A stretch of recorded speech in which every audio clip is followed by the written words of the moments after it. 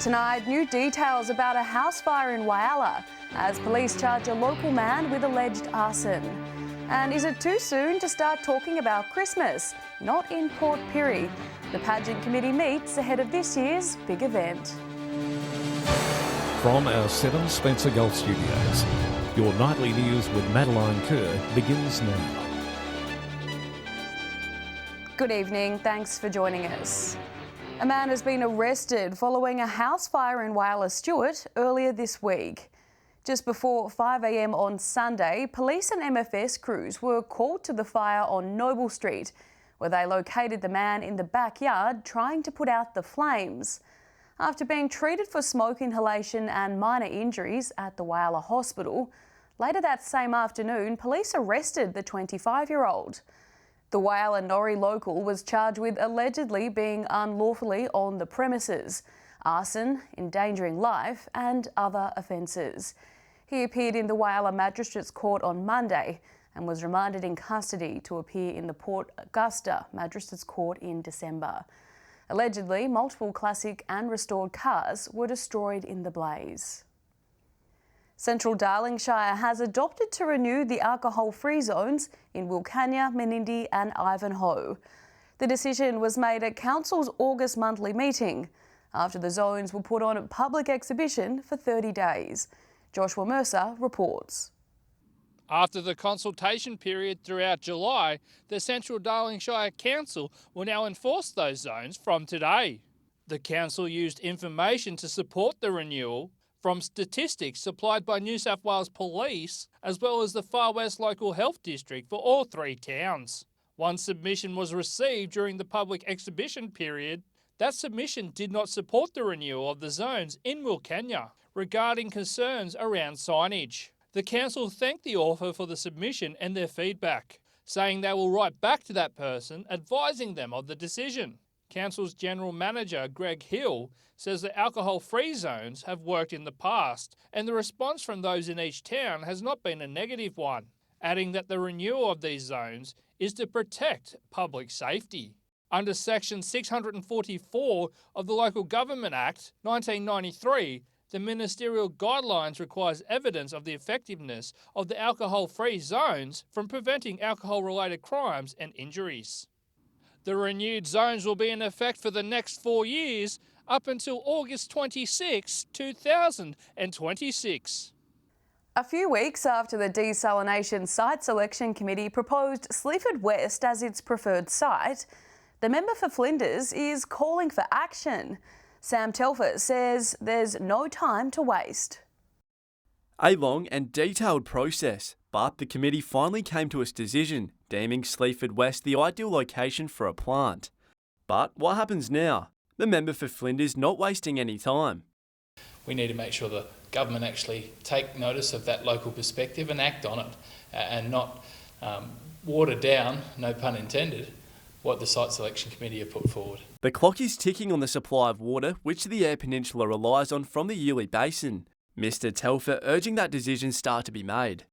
The latest information from SA Water is that we've only got a few more years of water supply that can be guaranteed from the Yulee Basin. The government, the Minister and SA Water really do need to take that into account and put these steps in place immediately.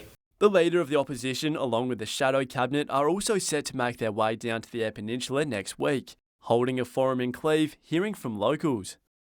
So we've got the whole Shadow Cabinet and Joint Party Room coming to the Eyre Peninsula, and it's a great opportunity for us to showcase our community, but also there's an opportunity at Cleve for the community to be involved and actually give their perspective firsthand. The forum will be held at Cleve Sporting Bodies Complex at 3 p.m. next Wednesday. Henry Millick, 7 Spencer Golf News. It's the state's largest Christmas pageant outside the capital. But this year, there were fears there wouldn't be enough volunteers. But the festive parade in Port Pirie is going ahead, set to take place on Saturday, December 3. After years of pandemic postponements and downsizing, the Port Pirie Christmas pageant is back and better than ever. It's the start of Christmas, and like in Port Pirie, Christmas doesn't, well, I mean, for a lot of us, we don't put our tree up until after the Pirie Christmas pageant. We decorate our houses, we put the Christmas lights up. It's the start of Christmas in Pirie. Now in its 61st year, The pageant committee is determined to bring back the magic, but it's easier said than done. Best thing people can do is get involved.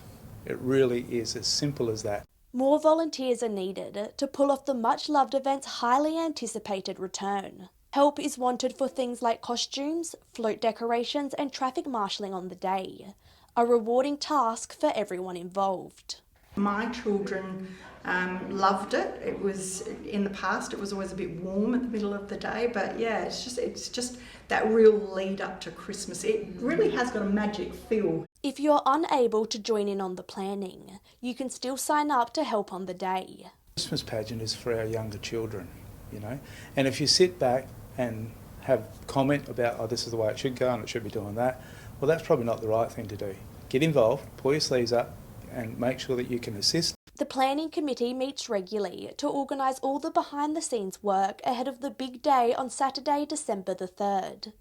To stay up to date, visit the committee's Facebook page and let's work together to bring the Christmas pageant back to its former glory. Annabelle Francis, 7 Spencer Golf News. Cancer Council SA is calling upon all of us to keep supporting cancer research this Daffodil Day. The non-profit organisation is working hard to make sure people with cancer in the regions have accessible treatment available nearby. Daffodil Day is noticeably toned down this year, with the Cancer Council selling surplus merchandise from previous years and offering freshly cut daffodils in a bid to direct more fundraising money directly to cancer research. In regional areas like Port Augusta, the effect of someone suffering from cancer can be extremely different to patients in capital cities like Adelaide. Those in regional communities, we know that kind of you need to travel for treatment and access to kind of expert services is sometimes limited in those regions. So, we know that the impact of a cancer diagnosis can be particularly hard for those in regional communities. Daffodil Day has raised over $50 million since it began 35 years ago and has been crucial in helping reduce cancer rates across Australia. As we near the end of winter, the Cancer Council is warning Port Augusta residents not to be complacent as the weather heats up and we find ourselves outdoors more often, leading to an increased risk of skin cancer. Particularly people in regional communities who are working outside for long periods of time, to slip, slop, slap, seek and slide. So use those 5 sun protection measures. Really protect their skin whenever they're outdoors, check the UV and just make sure that you're doing everything you can to protect your skin. Every dollar you donate will be used to save lives, even your own. Daniel Pizarro, 7 Spencer Golf News. Still to come tonight, promising signs of recovery along one of Port Augusta's main thoroughfares.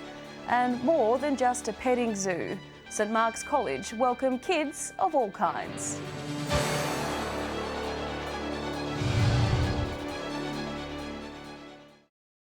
Welcome back.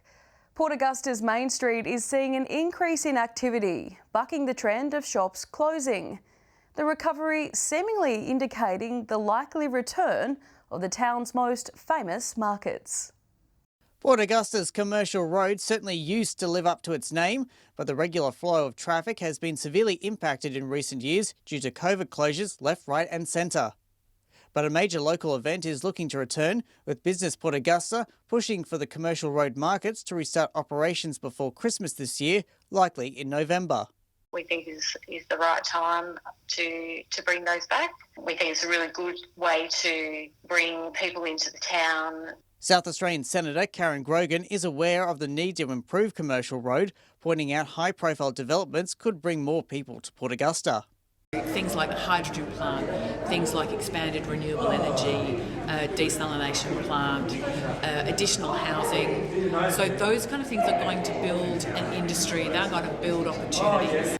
Several new businesses on Commercial Road have recently opened, including a new hair salon and a restaurant with vacant lots available for businesses of all shapes and sizes.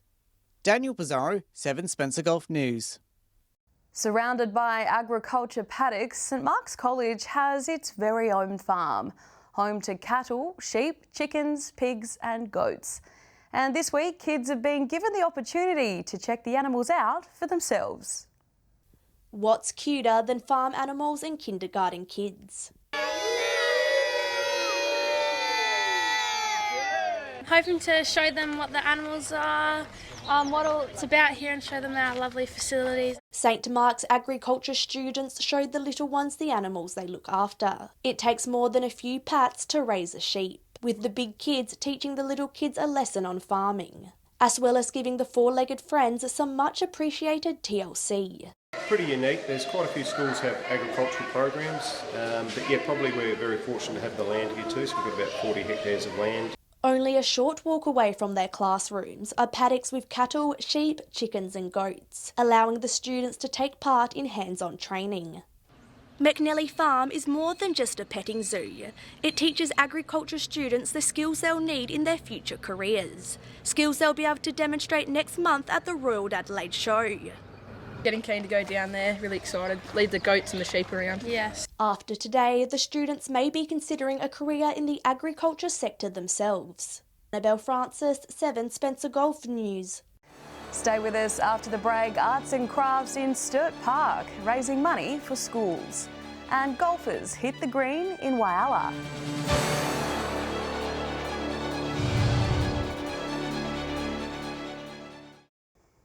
Welcome back. We're at Purple Day is on tomorrow, and a group of Broken Hill youngsters are set to take over Sturt Park for some craft in the sun on Saturday. Organisers hoping for a decent turnout. We're at Purple Day came from humble beginnings back in 2010. In the 12 years that have passed, Catherine Hudson and Scott Williams have turned the day into an international movement. And it's the first time that is celebrated in the Silver City. So We're at Purple Day is a day for really the whole community to demonstrate their support for young people in the LGBT community. Wearing purple is a simple act to show you are an ally of the LGBTQIA+ community. The marginalised group needs allies more than ever, especially when they are finding out who they are. Yeah, it's so that those people can see how much of our community supports them on that journey and supports them, finding who they are. There will be plenty to do on Saturday, with badge and banner making, as well as some music, with Amanda Screetley set to be on the decks. And it all starts at 12 p.m. Yeah, midday till 4 p.m. We're going to have Amanda Screetley's going to be here DJing. We might turn this into a bit of a dance floor area. The Crafternoon isn't the only event happening on Saturday for We're at Purple Day, with the Broken Hill pub having Mildura's own DJ Frenchie entertaining the crowd. And that kicks off at 8:30 p.m. Joshua Mercer, 7 Spencer Golf News. Golfers from across the region are set to descend upon Whyalla this weekend for the city's Open Championship. Club members say the course is in tip-top condition, with green grass ready to see the return of some friendly inter-town rivalries. Golfers are teeing off in Whyalla. Well, we've got our Open this weekend. It's 4 days of golf. Today was the first day of the Willa Open in what is arguably the calm before the storm. The women's competition kicked off early this morning, with around 50 golfers taking to the links, but that number is expected to skyrocket tomorrow, with the men's competition to share the course. Tomorrow there's a bit of a lay day where we have mixed competitions where men and women play together in a Pinehurst. And Saturday and Sunday is a 36-hole men's Open Championship. With golfers coming from all over the state for the Open, locals say it's our neighbouring towns that put up the biggest fight. The Port Lincoln boys come up now and again, and they like to try and take a few trophies away from us. But it's open to everybody. The event is not only a chance to showcase the volunteers' fantastic upkeep of the course, but also a chance to bring in money to the local community. Good for the town altogether. I mean, we've got people coming here, staying overnight, spending their money around the place. So it's good for the hotel, it's good for all the accommodation places. And they're out playing on a beautiful course that they can go and tell other people about. Edward McCarroll, 7 Spencer Golf News. There must be something in the water in Whyalla, with yet another cyclist winning big on the world stage. Dylan Stanton has won gold in the men's team sprint at the 2022 Junior World Championships. Racing over in Israel, his team set a time of 44.5 seconds, setting a new Australian under-19s record. Their achievement was also incredibly close to breaking the world record, showing a bright future ahead for them all. Stay with us after the break. Port Pirie's Jack of all trades is back with his fish and tips. And we'll have the weather details with Alex Sykes.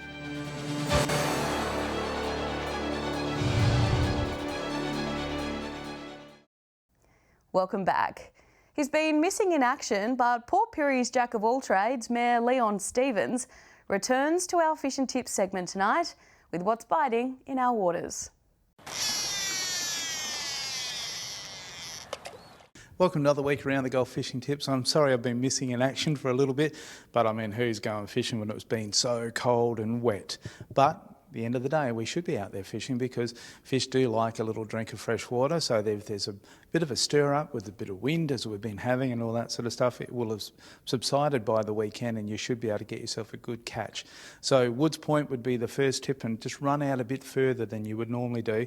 Some of our King George and big size will be out in those deeper holes, so work those patches. Whilst you're coming back, perhaps have a try for snooking and all that sort of stuff. They are going on at this particular time, and so you might be able to report back to us on how big they've been. Blue swimmer crabs and all that are not away from us at this particular time. If you go around the Checker Buoy area in Port Pirie, you can still catch a feed of crabs if you want one, but whilst you're there, I would sit at the top end of Wards Pit and Eastern Shoal for King George whiting. They'll be going hammers over the next couple of days, and then you would actually try some luck with some squid as well. We'll see you next week. That's all we've got to offer. G'day and welcome to this week's Fishing Tips from Port Augusta, Jewel of the North. Well, some pretty average weather at the moment, and that's been reflected in the catches as well. Silver whiting can be caught on the high tides down on the shacks. They're still getting a couple of squid from the jetties there at night as well, and also drifting that last half hour of dusk, getting a few squid still left. There's been some big kingfish up around the old powerhouse area, and you can bet they'll be up around the train bridge as well. And the odd crab can be caught. Just leave your nets in there for a little bit longer though, that's all. And that's all we have from the Jewel of the North. G'day and welcome to Fishing Tips in Port Lincoln. Start locally in the bay, and squid numbers are slowly starting to improve. They're still not fantastic, but they are on the improve. Size isn't very good at the moment, but there are some bigger squid available down the passage. And there's also a few whiting reports down that way too, especially from Carcass down to Taylor's Landing. The fishers were really good over the past week. Down on the south coast, Sleaford Dewana has quite a few schools. Gunya has been fishing really well over the last couple of weeks, and there are quite a few schools along that Gunya to Almonte stretch. Also up the western side, Talia has been producing some nice fish, and we've got 1 week left of the Salmon Fishing Championships, so don't forget to grab a ticket if you're heading up there this weekend. Well, that's all for this week. We'll see you again with more tips next week. And those tickets can be purchased from participating local businesses.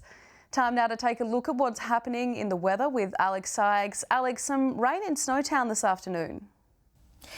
There was a little bit, Maddie, certainly not as much as we saw on Monday or even Tuesday, but rain nonetheless.